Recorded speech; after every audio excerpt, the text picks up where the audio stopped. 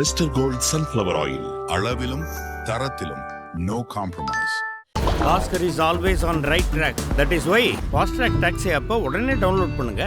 Summer holidays வந்தாச்சு, நம்ம GT ஹாலிடேஸும் வந்தாச்சு. GT holidays, south India's #1 travel brand. 2017 இருந்து இப்ப வரைக்கும் தமிழ்ல ஓரவஞ்சனை அப்படிங்கிற சொல்லுக்கு எடுத்துக்காட்டா மக்கள் மனசுல இருக்க ஒரு விஷயம் தான் நீட் நுழைவுத் தேர்வு. அனிதா சட்ட போராட்டத்திலிருந்து சட்டமன்றத்துல தீர்மானம் நிறைவேற்ற வரைக்கும் நீட் எதிர்ப்பை பொறுத்த வரைக்கும் தமிழ்நாடு உறுதி கொண்ட ஒரு மாநிலமா இருக்கு. தமிழ்நாட்டுல நீட் எதிர்ப்பு இவ்வளவு வலுவா இருக்கிறதுக்கான காரணம் என்ன? எல்லா நுழைவுத் தேர்வுக்குமே இதே மாதிரியான எதிர்ப்பு வருமா? தமிழ்நாட்டுல இதுக்கு முன்னாடி நுழைவுத் தேர்வே இருந்தது இல்லையா? அப்படி இருந்துச்சுன்னா இப்போ ஏன் அது இல்ல? இந்த மாதிரியான நிறைய கேள்விகளுக்கு விடையா இருக்க போறதுதான் காலம் பேசும் கதையின் இன்றைய தொகுப்பு. தமிழ்நாட்டில இருந்து வர இந்த நீட் எதிர்ப்பு குரலை பத்தி நம்ம புரிஞ்சுக்கணும்னா காலத்துல கொஞ்சம் பின்னாடி பயணம் செய்யணும். 1984 வரைக்கும் தமிழ்நாட்டுல பொதுவான நுழைவுத் தேர்வு அப்படின்னு ஒண்ணு இல்ல. 1971 ஒரு நுழைவுத் தேர்வை அறிமுகப்படுத்தலாம் அப்படின்னு பேச்சு அடிபடும் போது விடுதலை பத்திரிகையில இருந்த பெரியார் பிற்படுத்தப்பட்ட தாழ்த்தப்பட்ட வகுப்புல இருக்க மக்களை கல்வி வழியா ஒரு குழிக்குள்ள தள்ளி மூடுறதுதானே இதோடைய பலன். அரசாங்க அகராதியில இருந்து கண்டிப்பா தகுதி, திறமை, தரம் இந்த 3 சொற்களையும் நீக்கணும் அப்படின்னு எழுதியிருந்தாரு. இது மூலமா 1971 நுழைவுத் தேர்வுக்கான முதல் எதிர்ப்பு வந்ததை நம்மளால பார்க்க முடியுது. 1984 தமிழ்நாட்டுல டாக்டர் படிக்கணும்னா உயர்கல்வி மதிப்பெண்ணையும் அதுக்கப்புறமா நடக்கக்கூடிய நேர்காணலை வச்சுதான் சீட்டு கொடுப்பாங்க. ஆனா இதுல நடந்த ஊழலையும் பாரபட்சத்திலையும் கணக்குல வச்சு Tamil Nadu professional course entrance exam, அதாவது TNPCEE அப்படிங்கிற ஒரு பொது நுழைவுத் தேர்வை கொண்டு வந்தாரு அன்றைய முதலமைச்சரா இருந்த எம்ஜிஆர். TNPCEE நுழைவுத் தேர்வுல வர மதிப்பெண்ணையும் உயர்கல்வி மதிப்பெண்ணையும் வச்சுதான் டாக்டர் சீட் இல்லனா இன்ஜினியரிங் சீட் கொடுத்துட்டு இருந்தாங்க. 1984 இருந்து 2006 வரைக்கும், அதாவது 22 வருஷமா தமிழ்நாட்டுல டாக்டர் சீட்டுக்கு மட்டும் இல்லாம இன்ஜினியரிங் சீட்டுக்கும் சேர்த்து பொதுவான ஒரு நுழைவுத் தேர்வு இருந்துச்சு. இப்படி இருக்கும்போது தமிழ்நாட்டுல ஏன் இப்போ நீட் தேர்வை எதிர்க்கிறாங்க அப்படின்னு உங்க மனசுல ஒரு கேள்வி வர்றது இயல்புதான். அதை புரிஞ்சுக்கணும்னா முதல்ல தமிழ்நாட்டுல ஏன் இந்த TNPCEE நுழைவுத் தேர்வை கைவிட்டாங்க அப்படிங்கிறதையும் புரிஞ்சுக்கணும். அதுக்கு ஒரு வரி பதில் தான் வசதி. கோச்சிங் சென்டர் சேர்ந்து படிக்கிறதுக்கு பணமும் வசதியும் இருக்கிற மாணவர்கள் இந்த நுழைவுத் தேர்வை ரொம்ப ஈஸியா பார்த்தாங்க. வீட்டுல அம்மா அப்பா அண்ணா அக்கான்னு கூட உட்கார்ந்து சொல்லி தர்றதுக்கு யாருமே இல்லாத பல முதல் தலைமுறை பட்டதாரிகளுக்கு இந்த நுழைவுத் தேர்வு ரொம்ப கஷ்டமா இருந்துச்சு. இதுதான் இந்த தேர்வுக்கான எதிர்ப்பை பொதுமக்கள் கிட்ட வர வச்சது. 2005 அன்றைய முதலமைச்சரா இருந்த ஜெயலலிதா இந்த தேர்வை ரத்து செய்ய போறதா அறிவிச்சிருந்தாங்க. இதனால 12ஆம் வகுப்புல எடுக்கிற மதிப்பெண்ணை வச்சுதான் தொழில் கல்லூரிகள்ல மாணவர்கள் சேர்க்கை நடைபெறும் அப்படின்னு அறிவிச்சிருந்தாங்க. ஆனா இந்த முடிவு எடுக்கிறதுக்கு தமிழக அரசுக்கு அதிகாரம் இல்லைன்னு இந்த திடீர் அறிவிப்புனால ஏற்கனவே தேர்வு எழுதின மாணவர்கள் பாதிக்கப்படுவாங்கன்னு சொல்லி சென்னை உயர்நீதிமன்றத்துல வழக்கு தொடரப்பட்டுச்சு. இந்த வழக்குல தமிழக அரசுடைய இந்த உத்தரவு செல்லாது அப்படின்னு தீர்ப்பளிச்சாங்க சென்னை உயர்நீதிமன்றம். இதுக்கப்புறம் ஆட்சிக்கு வந்த கலைஞர் கருணாநிதி தலைமையிலான திமுக அரசு இந்த தேர்வு ரத்தை நிகழ்த்தி காட்டியிருக்காங்க. முதலமைச்சரா பதவி ஏற்கும் போதே நுழைவுத் தேர்வு ரத்து செய்யப்படும் அப்படின்னு அறிவிச்சாரு மு. கருணாநிதி. அதோடு நிறுத்தாம அன்றைய அண்ணா பல்கலைக்கழக துணைவேந்தரா இருந்த அனந்த கிருஷ்ணன் தலைமையில ஒரு கமிட்டியையும் ஆரம்பிச்சாரு. அனந்த கிருஷ்ணன் கமிட்டி சமர்ப்பிச்ச அந்த ஆய்வறிக்கையின் அடிப்படையில 2006ஆம் ஆண்டு டிசம்பர் 6ஆம் தேதி சட்டமன்றத்துல மசோதா நிறைவேற்றப்பட்டு அதுக்கு குடியரசுத் தலைவருடைய ஒப்புதலும் வழங்கப்பட்டுச்சு. முதல் கூட்டத்தொடர்லேயே பொது நுழைவுத் தேர்வு ரத்து செய்யப்பட்டுச்சு. இதனால 2007 இருந்து மாணவர்களுக்கு டாக்டர் அண்ட் இன்ஜினியரிங் சீட்ஸ் முழுக்க அவங்களுடைய உயர்கல்வி மதிப்பெண்ணை மட்டும் வச்சு கொடுத்துட்டு இருந்தாங்க. இது தமிழ்நாட்டுக்கு கை கொடுத்துச்சுங்கிறதுக்கு சான்றா இருக்கிறது தான் பின்னாடி வரப்போற புள்ளி விவரம்.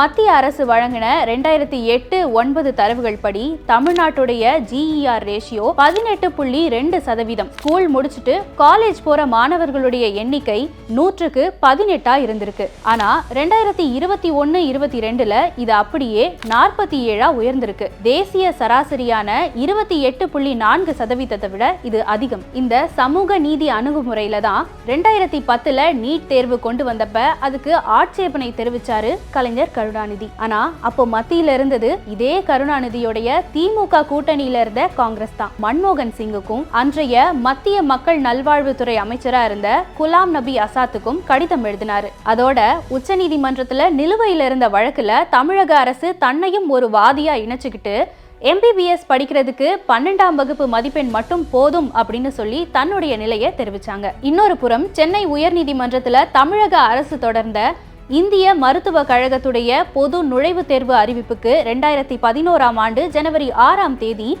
இடைக்கால தடை விதிக்கப்பட்டுச்சு. ஆனா 2012ல இந்தியா முழுக்க நீட் தேர்வு நடத்தப்படும் அப்படின்னு அறிவிச்சாங்க இந்திய மருத்துவ கழகம். நாடு முழுக்க இந்த தேர்வுக்கு எதிர்ப்பு கிளம்புச்சு. இதோடைய விளைவா ஓராண்டு காலம் இந்த நீட் தேர்வை ஒத்தி வச்சாங்க காங்கிரஸ் அரசு. 2013ல மத்திய அரசு நீட் தேர்வை கட்டாயமாக்குறாங்க. அப்போ முதலமைச்சரா இருந்த ஜெயலலிதா அன்றைய பிரதமர் மன்மோகன் சிங்குக்கு நீட் தேர்வை அமல்படுத்த கூடாதுன்னு ஒரு கடிதம் எழுதியிருந்தாங்க. இந்த பக்கம் நுழைவுத் தேர்வு எந்த வடிவத்துல வந்தாலும் அதை திமுக எதிர்க்கும் அப்படின்னு சொல்லி கலைஞர் கருணாநிதி திமுக தொண்டர்களுக்கு ஒரு கடிதம் எழுதினாரு. அதே வருஷம் வேலூர் CMC மருத்துவக் கல்லூரி சிறுபான்மை மருத்துவக் கல்லூரியான எங்களுக்கு நீட் தேர்வுல இருந்து விலக்கு வேணும் அப்படின்னு கேட்டு உச்சநீதிமன்றத்துல வழக்கு தொடர்ந்தாங்க. தலைமை நீதிபதியா இருந்த அமல்தாஸ் கபீர் தலைமையிலான 3 நீதிபதிகள் கொண்ட அந்த அமர்வுல 2 நீதிபதிகள் நீட் தேர்வு ரத்துக்கு ஒப்புதல் கொடுத்திருந்தாங்க. இதுவே இறுதி தீர்ப்பாவும் அமைஞ்சது.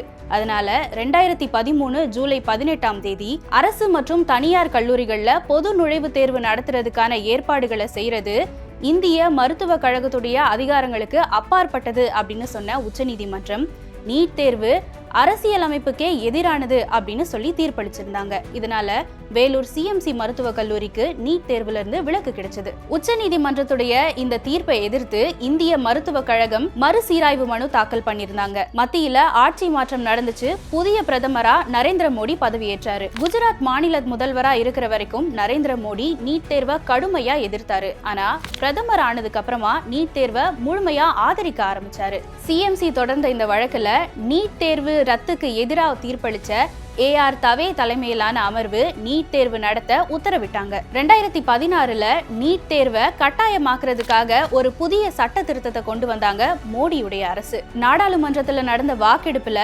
2 அவைகளையும் சேர்த்த அதிமுகவுடைய 52 MPக்களும் வாக்களிக்காம வெளிநடப்பு செஞ்சாங்க. ஆனா ராஜ்யசபால இருந்த 3 திமுக MPக்கள் நீட் தேர்வுக்கு எதிராக வாக்களிச்சாங்க. 2017ல முதலமைச்சரா இருந்த எடப்பாடி பழனிசாமி தலைமையிலான அதிமுக அரசு நீட் விலக்கு மசோதாக்களை நிறைவேற்றி இருந்தாங்க. எதிர்கட்சியான திமுக உட்பட எல்லா முக்கிய கட்சிகளுடைய ஆதரவோட நிறைவேற்றப்பட்ட இந்த மசோதாக்களை அனுமதி கேட்டு குடியரசுத் தலைவருக்கு அனுப்பியிருந்தாங்க. ரொம்ப நாள் நிலுவையில் இருந்த இந்த மசோதாக்கள் நிராகரிக்கப்பட்டுச்சு. இத சட்டப்பேரவைக்கோ பொதுமக்களுக்கோ சொல்லாம மறைச்சிட்டதா அதிமுக அரசு மேல குற்றம் சாட்டப்பட்டுச்சு. திமுக எதிர்கட்சியா இருந்தப்பவே பல சட்ட போராட்டங்களை முன்னெடுத்தாங்க. அதுக்கப்புறம் ஆட்சிக்கு வந்ததுக்கு அப்புறமா சட்டப்பேரவையில தமிழ்நாட்டுக்கு நீட் தேர்வுல இருந்து விலக்கு வேணும் அப்படின்னு கேட்டு தீர்மானம் நிறைவேற்றியிருந்தாங்க. இந்த தீர்மானத்துக்கு ஒப்புதல் கேட்டு ஆளுநருக்கும் அனுப்பியிருந்தாங்க. ஆனா ஆளுநர் RN ரவி இந்த தீர்மானத்தை திருப்பி அனுப்பிட்டாரு. இதனால மறுபடியும் சட்டமன்றத்துல ஒரு சிறப்பு கூட்டம் கூட்டி இதே தீர்மானத்தை மறுபடியும் நிறைவேற்றி ஒப்புதலுக்காக அனுப்பியிருந்தாங்க ஆளுநருக்கு.